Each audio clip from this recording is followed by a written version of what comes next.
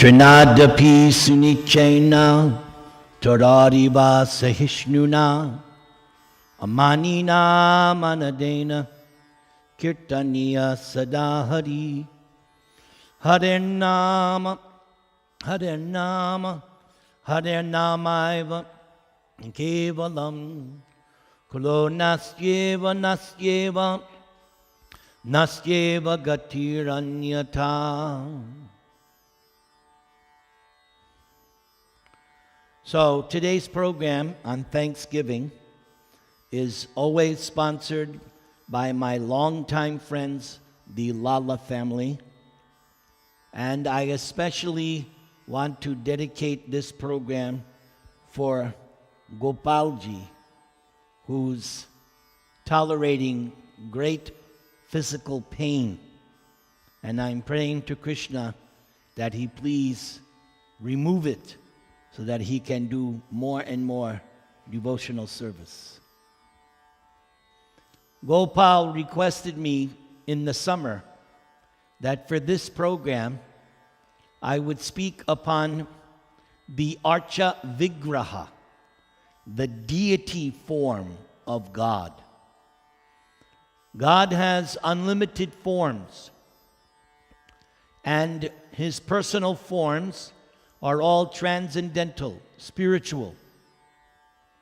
So the Archa, or deity form of the Lord, is sometimes not properly understood.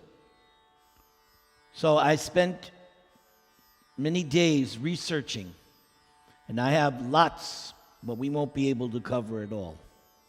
But we will begin with something that Krishna speaks in Bhagavad Gita. Please repeat after me. Om Namo Bhagavate Vasudevaya. Om Namo Bhagavate Vasudevaya. Om Namo Bhagavate Vasudevaya. So this sequence occurs in the 12th chapter of Bhagavad Gita. The 12th chapter is called Bhakti Yoga, linking with the Supreme through loving service. The chapter begins, Arjuna inquires, "My dear Lord, which are considered to be more perfect? Those who are always properly engaged in your devotional service, or those who worship the impersonal Brahman, the unmanifested?" So this question has been asked throughout the ages. This is not the first time this question has been asked. And even after in Bhagavad Gita, up until the present day, this question is still being asked. So it is a fundamental spiritual question. Should I worship God in his personal form or impersonally? Let's see what Krishna says. Krishna says, "Those who fix their minds on my personal form and are always engaged in worshiping me with great and transcendental faith are considered by me to be most perfect." Now, in spiritual matters, try to understand, because this contradicts material logic. In spiritual subject matters, there's perfect, more perfect, most perfect. That does not make sense on the material plane, but on the transcendental plane, it does. So Krishna said, those who worship his personal form, either his picture or the murti, or this Mahamantra, that's also Krishna's personal form. The Mahamantra is not impersonal. It is called Nam Prabhu. Prabhu, yes, very good. Prabhu means Lord, person. So Krishna said they're not perfect. They're not more perfect. They are most perfect. Now, to fully answer the question, look what Krishna says now. But those who fully worship the unmanifest, which lies beyond the perception of the senses, the all-pervading, inconceivable, unchanging, fixed and immovable, that which is known as the impersonal conception of the absolute truth. And how do they do that? Controlling the various senses, being equally disposed to everyone. Those persons achieve me later, not directly, long time. So, say for instance, you go to New York City and you want to go to the top of the Empire State Building. How many floors? 100 something?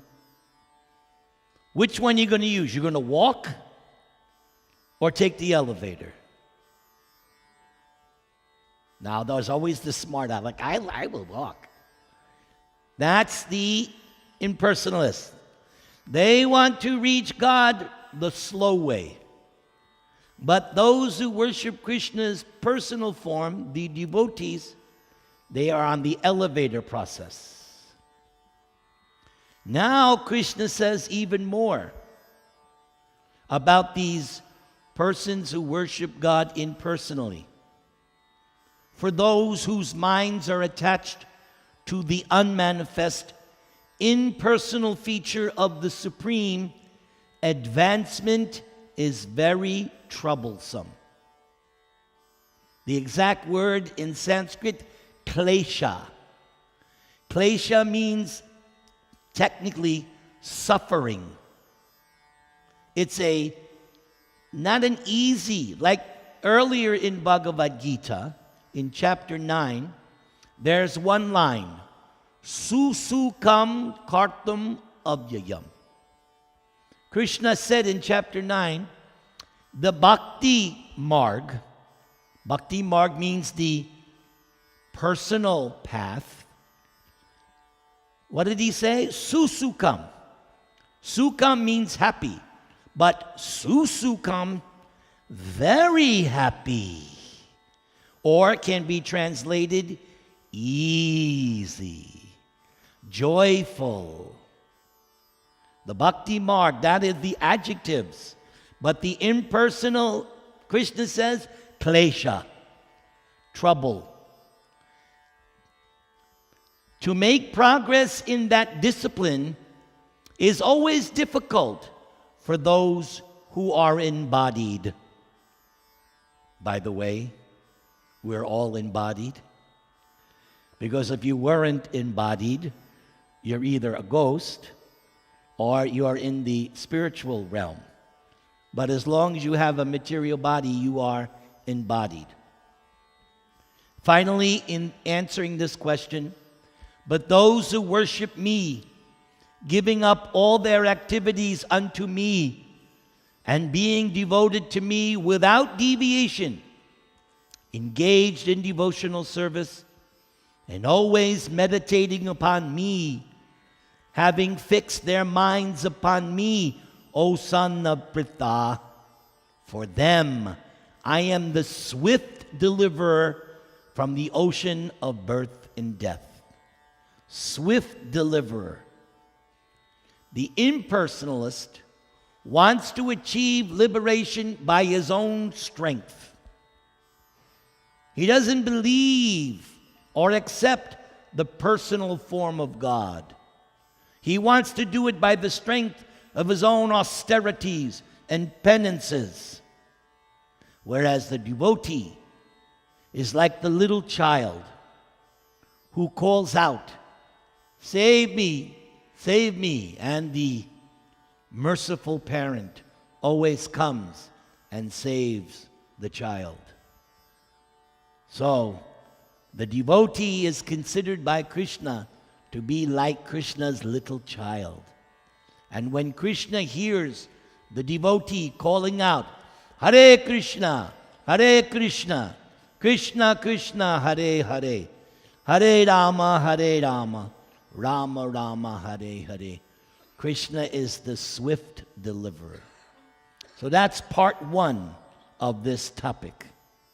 Everybody chant the Maha Mantra, please.